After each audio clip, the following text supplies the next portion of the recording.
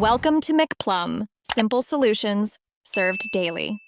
You start by confirming prerequisites: Apple ID with two-factor authentication and a device on the latest iOS.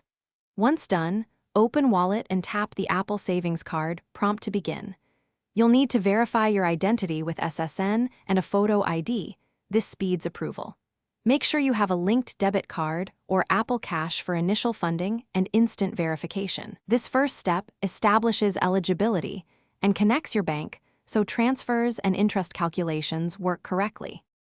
Once you've started, follow the on-screen prompts to select the Apple Savings option and accept terms. This registers your account for interest. Then link your bank.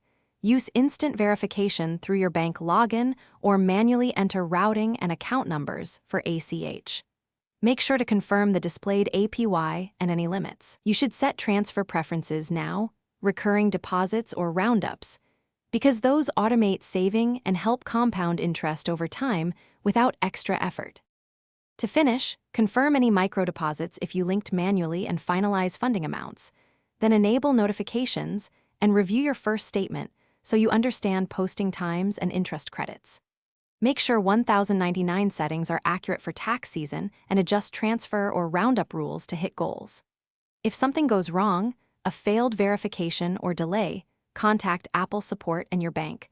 Provide timestamps and ID, and retry linking after clearing app cache. This resolves most issues quickly. Thanks for watching. Stay juicy and subscribe.